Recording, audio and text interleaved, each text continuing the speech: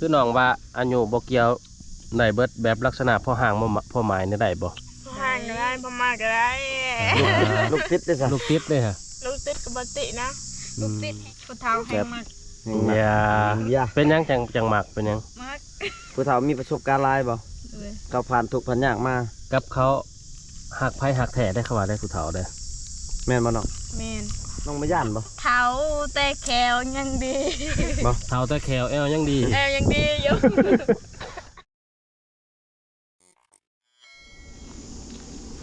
พี่น้องเอ้ยเปลี่ยนบรรยากาศน้อยหนึ่งมื้อนี้มาอยู่แถวห่มใหม่ห่มตอกมันห่อนพอพี่น้องเอ้ยตอนนี้ประมาณ45องศาเหมือน มา จะ เด้อมากินน้ำกาแฟเย็นๆ น้ำกาแฟเย็นสบายดีน้อง น้องสบายดีทุกคน เฮ้ยแบบนั้น ฮ ไหม อดเด้อ กินหอดไผ กินฮอด FC พี่น้อง FC โดนแล้ว FC มาถ่ายหามาเด้อ น้ำยังนี่น้อง น้ำกาแฟ น้ำกาแฟ เด้อ กินน่ะสิบ่ดีดบ่นอนรับอยู่บ่ซะ นอนหลับสบาย พี่น้องเอ้ยอันนี้ก็เป็นอีกคลิปหนึงที่ว่าพาพี่พาน้องมานั่งดินนั่งหัวนั่งแบบร่วมกันไว้นำเนาะบ่ได้เนาะ แม่นเพราะว่านั่งอยู่เพื่อนอากาศร้อนแห้งเนาะ บ่ไหว อยู่นี่ใครๆแน่พี่น้องอยู่ห่มกกไม้ พวกคิวลายจุดขาวเนาะไม่ใช่คนขาว เสียงจักจันห้องแจกตัวเดียว ๆ เชื่อกินแล้วว่าจักจัน ยังไม่ได้กิน ยังบ่ทันมีเนาะ เต้ระ แต่ละปีนี่ไปติดอยู่ไส แถวบ้านนี่แหละ ได้ลายบ่ บ่ลายแต่พอกินสิขายบ่ได้แล้ว คันคล้ายเนี่ยเขาคล้ายแบบได้นี่เป็นโตบ่คล้ายจังได๋ ขายเป็น เป็นธง ใส่เป็นธงใส่อยู่แยง อืม ปลาอยู่กระสอบกาอยู่กระสอบ พี่น้องเคยคายบ่จักจันนะ บ่เคย แต่ละปี เคย มีแต่หามากินเอง โดย เฮ็ดอะไรกินขัวกินทอดกินบ่ กินทอดบางทีก็ตำเอาต ตำ ำดิบเลย บางทีเฮ็ดแจวเลยเคยเฮ็ดบ่แจวตำ แล้วดูนี่พี่น้องอาหารหลักๆอยู่ในเฮือนในซานพี่น้องนี่ได้ยังกินน้องอาหารหลักกินตลอดที่ว่ากินตลอด กินคู่มือทุกมื้อนะ เขียดนะ เออ เขียดน้อยๆหั่นนะ เครียด เขียดมังนาวบ่เขียดหยังเขียดน้ำตา เครียดน้ำเต้า เขียดน้อยๆเหลืองๆอ่ะติเขียดขา บ่ ครับ แม่นเหลืองๆตัวน้อย ภาษาจุ่มหนองวายหยัง ๆกวนแกด ก้นแกด แม่นกวดแกดแสดงว่าเครียดเนาะอาหารหลักเนาะคือช่วงก่อนๆน่ะแม่นอาหารหลักแม่นหน่อไม้ หน่อไม้ วันนี้มาเปลี่ยนเป็นเครียด บางมื้อก็กิ นะ นปลาแบบเฮาไปซ่อนปลาอยู่ปะต้อยเนาะ อืม ไปสอนอยู่เซ โดยได้ลายอยู่บางคันไปได้ไป เอาหยังสอน เอามุ้ง พี่น้องไปกับใครไปผู้บ่าวบ่ บ่เอ้ยซาแซ่บเพิ่น เออ เอาโพอยู่บ้านปะต้อย โอ้ ข่อยก็เอิ้นนาซาว อืม ผู้สาวหยังซื้อเอื้อยน้องนะ ซาติน สติน สตินนั่นบ่แม่น อ่ะ สาวแพทย์ ผู้หนึงอีก สาวแพทย์ อยู่บ้านปะต้อย อยู่บ้านปะต้อยลาวผัว อืม ถือว่าหาอยู่หากินไปพี่น้องส่วนหลายยามนี่ลักๆบอกว่าจะอยู่ไสเขตตัวเมืองก็ไปสอนเขียดที่กันเห็นอยู่ได้ยามโรงแรมเข้าไปเลย แม่น สอนนี่ต้องได้คอยย่างบ่เลิกย่างไว้ ย่างเฮาสอนเขียนเฮาต้องย่างไว้ ย่างหรือแลน เล่นก็ได้เล่นก็ได้ ไผบ่เมื่อยเลยแล่นเอาพี่น้องเอ้ยเอามาเฮ็ดหยังกินบัดนี้ได้เขียดแล้ว ก็ยืน กินต้ม โอ้ อบ ครัว คั่ว ครัวเอา คั่วใส่ผักบ่ ครัวใช่ค่ะครัวใส่หัวใจพร้อม เยี่ย ขันให้ FC กินน้ำ นี่ ใส่อะมูใส่ให้ FC เลย เป็นว่าใส่ใจน้ำ ไปก เป็ ระ น ดักลำเลย เอาชุดก่อนคืออ้ายได้ยินว่ามี FC คนไทยบ่ดินน้ำชุน้องบ่ มี โอ้ กระดาษปัง ด้นน่ะบ่ มันมาชุดก่อนนะบ่ เพิ่นมาจักคน สองเนาะ รอบ่มันถึงใจน้องอยู่ฮะ สเปคจิบ่ สเปก อืม ยันเลยครับประมาณ เพิ่นอายุประมาณเท่าใดได้บ่50ได้บ่อายุเพิ่น โอ้โหและ 50ทางแต่ว่าซ้ำนั้นนะครับได้บ่ หับไดเบิร์ด ม น้องมาย่านบ่ เท้าแต่แขวยังดี เท้าแต่แขวแอวยังดี แอวยังดีอยู่ แสดงว่าบ่ได้ย่านนี่เนาะผู้เฒ่าเขายังก็บ่ได้ย่านเนาะอืม ผู้เท้าแห้งมาก ยังมา อย่า อย่า เป็นหยังจังหมักเป็นหยัง มาก ผู้เฒ่ามีประสบการณ์หลายบ่ เลย เขาผ่านทุกข์ผ่านยากมา กับเขาหักไผหักแท้ได้เขาว่าได้ผู้เฒ่าได้ แม่นบ่เนาะ แม่น อืม เออ น้องเจ็ดก็มักอีบ่ผู้เฒ่านะ มาก ผัวเขาได้สมัครอีบ่บ่มัก พวกเขาคือเป้าหมาย เอ้ เด้อย แบบคือสเปคชุบน้องนี่คือน้องว่าอายุบ่เกี่ยวได้เบิดแบบลักษณะพ่อห่างพ่อหมายนี่ได้บ่ ห่างก็ได้ประมาณก็ได้ ลูกติดได้ซะ ลูกติดเด้ฮะ ลูกติดกับปตินะ ลูกติดแห่งดีมีลูกเลย ซึ่งคันลูกติดนี่ชุมว่าเอาเขาเจ้าไปนี่ให้ลูกมาอยู่นํบ่หรือว่าเอาแต่ผัว บอลลูกคันลูกอยากอยู่นำมักพอเขา เออ เอาลูกน โอ้ แสดงว่าหักหมดเลย ำ มาทั้งลูกทั้งพ่อ อืมดีๆ แล้วพี่น้องเอ้ยถือว่าน้องๆกับเปิดไฟเขียวได้เด้ แม่น บ่ตีบ่เลือกเพิ่นว่าขอแต่บ่แม่นผัวเขาเพิ่นว่าถ้าว่ามีเมียแล้วนี่บ่อยากวนปานใดเนาะ เขายันเมียเขาดา เออ ๆผัวเขาก็ญาติแต่ว่าเขาแต่ว่าชูนเอาปะกันแล้วนะเนาะเอาได้เนาะ เอาได้ พอห่าง เป็นพ่อห่างเป็นพ่อหมายก็แล้วแต่พี่น้องเอ้ยเพิ่นว่าถูก หนุ่มโสดชั้น10-40ขึ้นไป สมมติว่ามี อย่า มีผู้บ่าวสูงวัยในตัวอย่างเพิ่นเฒ่าแห้งอะไรเพิ่นแบบว่าเพิ่นอยากแต่งแบบว่าเอาไปอยู่เฮือนซื่อๆเพิ่นเฮ็ดหยังบ่ได้ช่วยเวียกน้องบ่ได้นี่ก็เอาได้บ่ชูเพิ่นมีแต่เงินคำเพิ่นให้ได้เบิด ขอแต่เปย์เนาะ เพิ่นเปย์ให้ได้เบิดแต่ว่าเพิ่นบ่มีแห้งอยู่เรื่องเฮ็ดเวียกเฮ็ดงานช่วยนี่แหละเพิ่นว่ายอมนี่ เพิ่นอยากเอาไปแบบเฮ็ดอยู่เฮ็ดกินให้กินนี่นะเบิ่งแรงดูแลชีวิตนี่ก็ได้บ่ ดูแลเบิ่งแย่งเพิ่นได้บ่ ได้ ได้ต้องพี่น้องเอ้ยก็สิถูกใจบ่าวเฒ่าหลายๆคนนี่พี่น้องเอ้ย คนมีอายุก็บ่ตีบ่เลือกพี่น้องเอ้ยได้เบิดขอแต่หักลูกหักเมียเนาะต้องเจ็ดต้องแสบ อืมครับไปเลยพี่น้องเอ้ยแสดงว่าเพิ่นเปิดให้บ่าวนุ่มบ่าวเฒ่า ปิ้งมัน ลมได้พี่น้องเอ้ยเพิ่นนะ ไอ้ยับเข้ามาเลย ได้เบิดทุกเพศทุกวัยน้องก็ได้เบิดทุกอายุว่าสิซะ แม่น ครูแทน ดินของน้องเขาเจ็ดมาทางหลังนี่ส่วนไทยน้องทางหลัง ส่วนเขาเอางอก ต้นไม้นี่เด้ของ สนใจน้องก่อน กกไม้ใหญ่นี่ของน้องบ่เดือของเขา ของสุน้องก็ใช่กูคือกัน เป็นของบ้าน นี่ดินสุน้อง อะไรดินน้องเบิดบ่นี่ โดย ก็ นี่ เก็ ได้ บ คา เป็น กิ เฮือน นี่ ตัวนี้ไง บ่ลายดินเนาะ สมมุติว่าผัวนี่ให้ผัวตั้งเฮือนอยู่ไส ใส่ก็ได้ สมมุติเพิ่นจะมาตั้งอยู่นี่ก็ได้บ่ดูดินน้องนี่ ได้ พอเฒ่าปั้นให้อยู่ติ ปันไทยอยู่ดอก อืม สาวเขา มาอยู่ไก่เขาแฮงดีเนาะพอได้เบิ่ง ตอนนี้เบิ่งดีเขา อืม เพราะว่าคือแบบน้องนี่บ่มีอายแบบว่า เอ้า อยู่นำก็ดีเนาะ สมมุติว่าบ่มีอ้ายไผสิเลี้ยงแม่ว่าเลี้ยงพ่อบัดนี้ แบบน้องอยู่มีอยู่น้องชายผู้หนึงแต่ยังน้อย ส่วนหลายก็เข้าให้ผู้ชายบ่เลี้ยงพ่อเลี้ยงแม่ แม่นแล้วคือแบบเฮาส่วนในส่วนนบทนี้แบบผู้หญิงบ่ได้เลี้ยงแม่มีแต่ผู้ชายเลี้ยงแม่ ใช่อยู่นำพ่อนำแม่เนาะ โดย คันเป็นมุ่นมั่งนี่ผู้ชายได้กว่าหมู่แม่นบ่ แม่นผู้ชายได้เบิดผู้หญิงบ่มีสิทธิ์ อืม อ๋อผู้หญิงแหละไปหาเอาสางเอาทางหน้ากับผัว โดย พี่น้องเอ้ย บางคนอายบางคนก็แบบคันแบบอายใจดีเขากับ เขา บ้า คาน ยนั่นคายนี่เขาก็แบ่งให้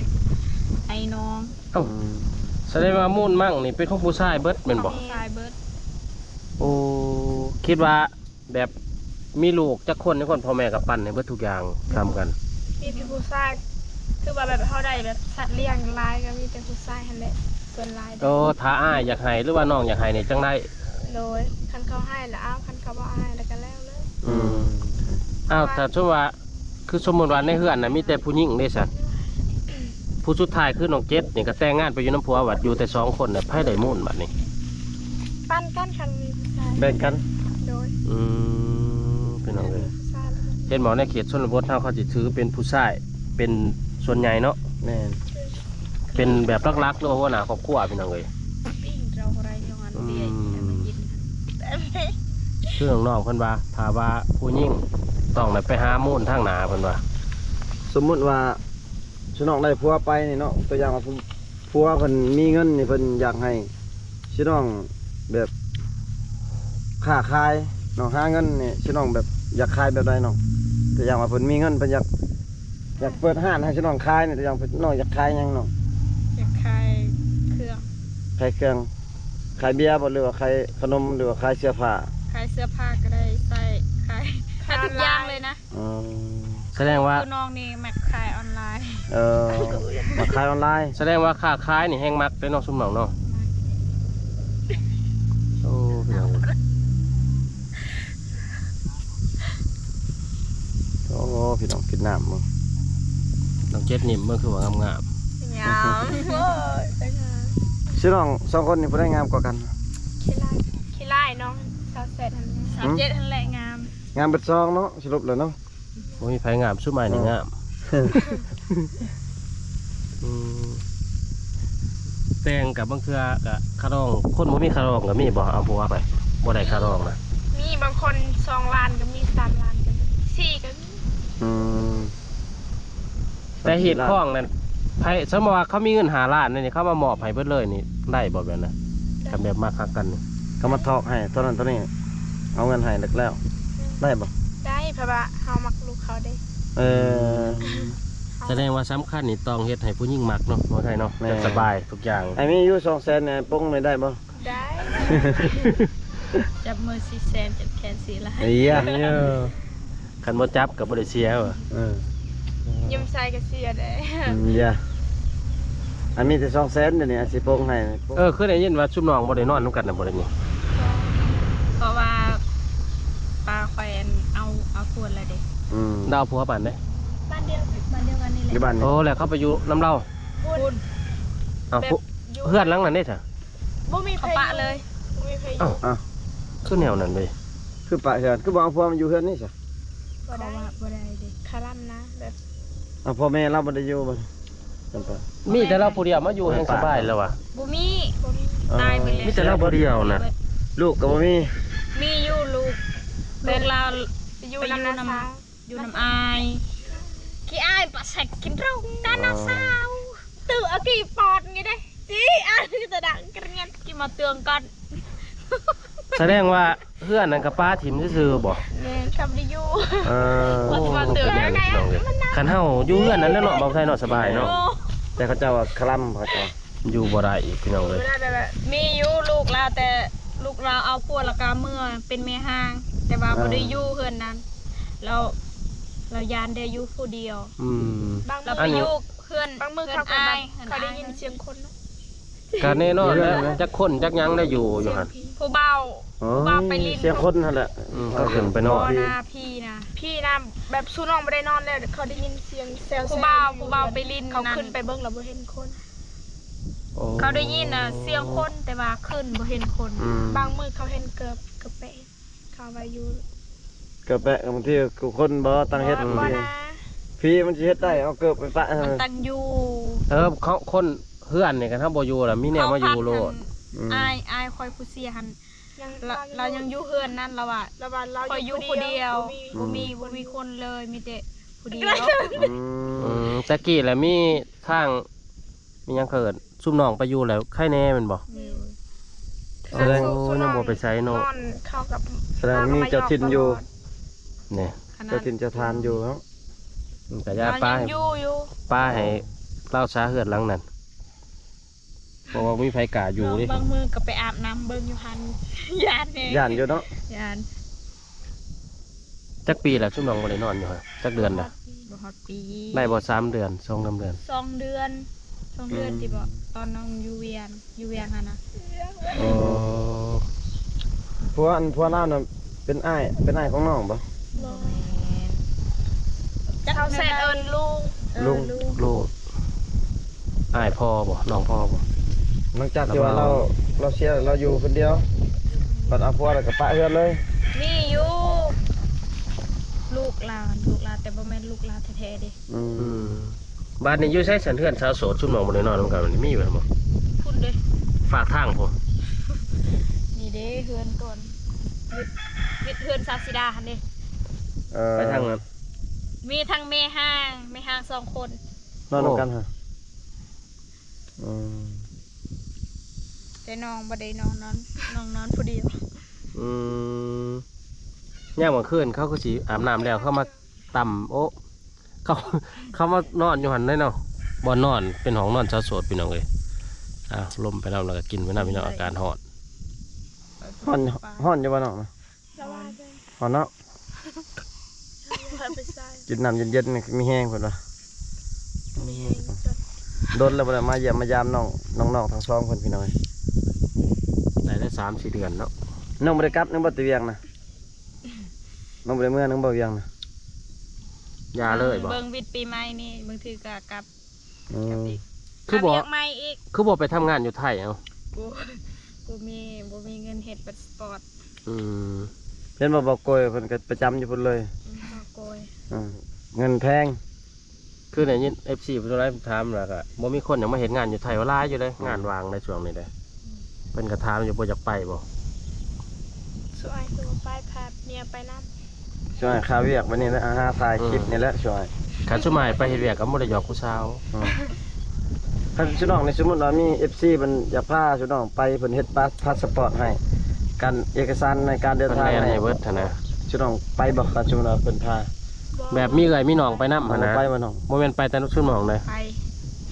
ไป ไป บ่ ไป น้องอาเสร็จไปเนาะ ไป แต่น้องสาว จึงเป็น บอลเจริญเนาะ น้องสาวเจ็ดยังบ่อยากไปย้อนยังน้องบ่อยากไปน้องสมมุติว่า เพราะว่ามีคนเห็นเวียกอยู่เพื่อน อ๋อ กีนี่ อืม เดี๋ยวอาย อ้าวมาน้องเอาผัวได้ไผสิเฮ็ดซั่นบัดนี้ น้อง เวียก กับบ่มีคือกันนะ แต่ว่าอยากไป เอา เนาะ พวกนี้แบบว่าคือแบบจำเป็นหา เขาละเลย ต้องเห็นอย่าง น้อ อื่ ง น น้องสิไปใส่เขาก็ให้ไป อืม น้องคิดแบบนี้คันตายมาได้บ่ได้เฮ็ดเมืองใหญ่ อยากไปเห็นบอลเจริญ เออ อยากไปวันเจริญแล้วก็ยันตายไปก่อนยังบ่ได้ไปลิ้นไปหัวเนาะ บางทีก็เอาพวกก็บ่ได้ไปเลย ก็คือคิดก่อนคือน้องวาแล้วเนาะจะได้ผัวยันสงครามมาฮอดลาวเนาะคือคิดก่อนน้องวานะพี่น้องเอ้ย อ้าวก็ชุ่มว่าคือน้องอย่าไปเที่ยวจังซี่คันมี FC เพิ่นออกค่ารถค่าล่างให้แหละ อืม ให้ไปเที่ยวน้องสิไปบ่ บ่กล้าไป บ่คันแบบมีสุมายไปนำหั่นนะ ไป ช่วงนั้นเพิ่นพาทีมงานไปนำเพิ่นให้ไปนี่ คือ ไป สุ บ่ มายมีบ่าวเทนมาบ่าวผู้ไทยแล้วก็อ้ายนี่ไปเพิ่นออกค่า มี เดิน ยู ทาง เอฟ ให้ ซีทำปลาคันพาไปเที่ยวกับทีมงานในสุนองไปบอกว่าสุนองก็ตอบแบบบอก อืมย่านเนาะน้องเนาะ ยานทำเคย ไปกับทีมงานบ่ญาติ อืม ชื่อย่านเฮ็ดหยัง แต่น้องเอาแซ่บว่าบ่ย่านเนาะ เมืองเดียวกัน อืม เมืองเดียวกันมันเด้ โอ้พี่น้องเอ้ยดีแท้นี่ไป จุ ทะ ไอสิย่านที่หยังเนาะ แม่ ดีแท้นี่ไปเฮ็ดเวียกอยู่ไทยบ่ได้บ่เรื่องเฮ็ดเวียกจังได๋เงินหลายเนาะบ่าวไทยเนาะ แม่ เดือนหนึงนั่นนี่คือว่าประมาณ10,000กว่าแล้วบ่จักก็เป็นเงินลาวก็ จริงเนาะ 6-7 ล้านนี่เด้ แม่ล่ะ อันนี้คือน้องไปเฮ็ดนี่3 ล้าน4 ล้านนี่ก็สิได้อยู่5-6,000กันจ่ายว่ากินอยู่กับ บ่อยากกินบ่อยากอุบกลุ่มจ้ะพี่น้องเอ้ย คือข้าวน้ำซับปลานี่สุน้องอยู่ในเฮือนสุน้องยังซื้อบ่เดี๋ยวนี้ซื้อบ่หรือว่าเขาวเปลือกยังบ่เขาให้ ซื้อจุลง ฮะ ซื้อไปเฮ็ดไปรับ จิน จ้าง จินกราโรเดอ โอ้ แสดงว่าข้าวนี่ยังซื้อเนาะ พูดจินกราโรเดอ จักคนสันอยู่เพื่อนน้องแสดเด้นี่ 47 ยังจักคน3 คน4 คน ป๊อบรู้จิคือประมาณห้าคน คน อืม ประมาณนั้นละ เพื่อนน้องเจ็ดก็ยังหลายคนคือเก่า เพิ่น27 คือน้องไปเฮ็ดเวียกอยู่เวียงนะน้องเอาเงินมาจากแชนจากล้าน มีบ่หรือว่าบ่มี ได้บ่เขาสอบหนึง ได้ น้องไปเฮ็ดเวียกนะน้องเอามาแต่เวียงนะได้บ่ได้บ่น้องวะ บ่ได้ เพราะว่าไปแต่เดือนเดียวหนึงเนาะเดือนปลายแสดงว่าเงินซื้อข้าวได้ซะเอาเงินมาใช้น้อง เจอคนใจดีเขาซื้อให้ มี FC โมเมนต์ บ่แม่น FC คนหูจัก เขานั่นนะเขาสงสารเดน้องบ่ได้กินข้าวเขาก็ว่าเป็นหยังคือบ่กินข้าวน้องว่าบ่มีเงิน อ๋อ แล้วเขาซื้อให้กิน เราซื้อให้กิน อืม เขาซื้อให้เขาวเปียก อ๋อ ยังดีที่ได้เจอคนใจดี อยู่เวียงหั่นบ่ ตอนน้องเมื่อเดน้องบ่มี บ่มีเงินค่ารถ มีแต่เงินค่ารถสิกินข้าวบ่มี แต่เพิ่นให้ โ ใครอยู่เนาะพ่อได้ใครๆเนี่ยพี่น้องเลยพ่อได้ช่วยกัน แบ่งปันน้ำใจคือเพิ่นว่า คนลาวคนมีน้ำใจคือเพิ่นว่าเนาะ คือถ่ายอยู่ไทยนี่แห้งเพิ่นใจดีเลยคน แม่น ไทย แม่น เนี่ย คนไทยแห้ง เจ้าซอยเรือกัน แห้งจะดีกว่าลาวอีก แต่ก็มีบางคนอยู่เนาะ แม่นมันว่าบางคน เสมอไปพี่น้องเลย บ่แม่นเบิดทุกคนนะบ่แม่นนะพี่น้อง ผู้ใจดีกับใจดีคือผู้บ่ใจดีกับบ่ใจดีคือกันได้พี่น้องเลยแต่ว่ารวมๆแล้วก็ ใจดีเบิด แม่น ใจดีเบิด เบิดแล้วบ่คือบ่ยิน กินนะกินให้มันให้โตต้นโตเย็น อืม กินหลาย ทุ่มซ้ำเพิ่นว่าพี่น้องเลย ๆน้องแซดอาบน้ำนะอาบอยู่ในห้องน้ำบ่หรือว่าไปอาบน้ำห้วยน้ำมันน่ะอยู่ห้องน้ำแล้วเนาะ เอาแล้วว่าประตูห้องน้ำน้องน่ะ ยัง ยังบ่ได้เฮ็ดเลยเนาะ ยังบ่ได้เฮ็ด เขายังบ่ได้ ยังแต่ประตูน่ะบ่ เลย คือว่าสังกะสียังเรืออยู่เราบ่เฮ็ดเลยบ่อ้ายบ่เฮ็ดเลย อายบ่ได้เฮ็ด คือน้องเจ็ดนี่แหละว่าทุกอย่างเลยเนาะสบายบัดนี้พี่น้อง ไป เลยพี่น้องเอ้ยถ้าใครอยากซอยน้องแสดซื้อประตูของน้ำกะซอยเนี่ยอาบน้ำไปละแวงไป อยากได้พัดลม จะได้พัดลม ก่อน อยากได้พัดลม เก๋ๆเจ้าเดียวเอาแต่ยะ เอาบ่ งามเนาะ มาเด้อ FC ทุกคน มากินน้ำน้องๆเด้อ เป็นได้น้องว่าอยากได้ยังมื้อนึงนี่น้องแสดน้องอยากได้ยังมื้อนึงน้องว่า อยากได้พัดลม อยาก อยาก ได้ ได้ พั พั ด ด ล ล ม มอยู่เพื่อนบ่มีพัดลมบ่ บ่มี โอ้ เฮ็ดได้คือว่าจะได้พัดลม มันฮอน ฮ้อนแห้ง ฮอนแฮง อืม เวลานอนนี่นะเวลานอนเถอะอันนี้วิเอา เอา เอาปึ้มวี พี่น้องเอ้ย น้องเจ็ดได้ใส่อยากได้ยังอยู่ในมันจำ บ่อยากได้ให้กันบ่พัดลม นี่ได้ผู้เอา อยากได้ผู้บ่าว อยากเลยอยากได้เมื่อกี้ อยากได้ยัง อยากได้ ป้าดูเลยอยากได้ตู้เย็น โอ้ บ่มีตู้เย็นในเฮือนน่ะ แม่ยังบ่มี ยังบ่มีตู้เย็นเนาะ พี่น้องเอ้ย ตู้เย็นประมาณ 3,000 4,000เนาะได้บ่ใช่ไหมตอนที่นี้เนาะ ประมาณ5,000 ได้ตอนนี้แหละพี่น้อง มันมีรุ่นน้อยรุ่นใหญ่ ไป กัน ซื้อมือซองก็ได้อยู่ดอกบ้านคุณ คือน้องแสบเพิ่นว่าจะได้พัดลมพี่น้องเพราะว่าอยู่เฮือนเพิ่นฮ้อนโห ตู้เย็นมีแต่บ่อยู่เฮือนน้อง บ่มี บ่มีคือกันเนาะ บ่คือน้องแสบว่าคันว่าบ่ได้อีหยังก็ขอแต่พัดลมบางเทื่อ FC เพิ่นซอ ข ย อ เนาะ แต่พัดลมบ่ขออีหยัง ผ่านมาเห็น อยากได้แต่พัดลม เลย อยากเย็นเนาะ ก็สิประมาณ อยากกินน้ำเยแซเอาอยู่ห้องน้ำ พัดลมนี่ก็สิประมาณ700พี่น้องเอ้ยหรือ 1,000 แม่น ก็ว่าตัวก็คักแน่ สูงสุดมัน1,000 คือตู้เย็นนี่ก็สิประมาณ 5,000 บาทส่งถึงที่พี่น้องเอ้ยพี่น้องเอ้ยคันว่าแนวใดก็ฝากสนับสนุนหรือว่าซื้อให้น้องแน่ แม่น ถ้าผู้ใหญ่ใจดีเพิ่นผ่านมาเห็นคลิปนี่ก็ซื้อพัดลมหรือว่าตู้เย็นให้น้องแน่น้องๆเพิ่นก็นอนหอนหลายเห็นใจคนโสดบ่ เห็นใจคนโสดคือน้องแน่ ว่านอนกลางคืนฮ้อนบ่ฮ้อนแห้งเนาะ ฮอนแฮง น้องเจ็ดได้บ่ฮอด ชื่อน้องนอนฮ้อนยามฮ้อนนี่เคยบ่มีบางครั้งแก่เสือนอน เคยแก่ส่งนอนบ่ฮะชื่อน้องใส่สิ้นบ่ได้ใส่ส่ง ใส่สงยาวแบบนี้บ่ ใส่ส่งยาว ส่งขาสั้น โอ้ผิว คือผู้ชายนี่สบายได้อผู้ชายเลยฮ้อนนี่แก่เสื้อ แก่ส่งใส่ส่งน้อยแล้วคือชื่อน้องนี่บ่ได้เนาะเพราะว่า พี่ที่ดิบ่ บ่ บริผิดที่แต่บาง ยังไงเขา บางทีผู้บ่าวขึ้นเขาบ่ฮู้เขากันถ้าเขาล็อกประตูไว้ใครแน่ ผู้บ่าวนี่ดึงขึ้นมาแล้วนะเขาบ่ได้โทรหาบ่ได้หยังเนาะ บ่คัน เขาขึ้นเลย ผู้ดีไปเจอบ่อันนั้นหั่นนุ่งเครื่องโอ้ตายโล เจอน้ำบ่น้ำสางไปแค่นั้นเนาะ เพราะว่าคันเฮาแบบห้องเฮามันมีล็อกแบบสบายเขาแบบเขาเคาะแล้ว เขา คัน เห เฮา เนาะกันจะใคร คันเฮาสิจากลมน้ำเข้าเฮากับเปิ้ล คันบ่อยากร่มกับปิดไว้ว่าอยากนอนแล้วก็แล้วเนาะ ส่วนหลายอันเฮือนอยู่ในเขตชนบทนี่ห้องซาวๆนี่ส่วนหลายบ่มีล็อกเนาะ บ่มีคือน้อง เขาแล้วก็ตรวจเขาล ใค ง รแน่ แล้วมีประตูทางหน้าเนาะ แสดงขึ้นมานี่ก็เข้าห้องรถดึงผ้าห่มรถนั่นบ่ อ๋อ คือว่า อยาก เยี่ยมถามข่าวน้องๆก็เป็นคลิปสุดท้ายด้วยพี่สุดท้ายแล้วก็จะเดินทางต่อเปลี่ยนบรรยากาศมานั่งผมมาต่อเข้าว่าน้องๆก็อยากได้พัดลมพี่น้องเลยคือน้องแซดอยากได้พัดลมพันวานอนแต่ห่อนร้ายบ่ไหวเพราะว่าอากาศห่อนพี่น้องเกิดและการน้องเจ็ด อยากได้ตู้เย็นเพิ่นว่ากันว่าพ่อแม่พี่น้อง FC หรือว่าผู้ใหญ่ใจบุญเพิ่นผ่านมาเห็นกะสนับสนุนน้องแน่พี่น้องเอ้ยพอได้ซอยเรือกันในยามร้อนแบบนี้คลิปนี้ปิดไว้ซ้ำนี้ก่อนเด้อพี่น้องเอ้ยขอมุกขอบใจพ่อแม่พี่น้องติดตามมาเบิ่งรับชมให้กำลังใจอยู่ดีมีแฮงพอกันเถอะนะเด้อ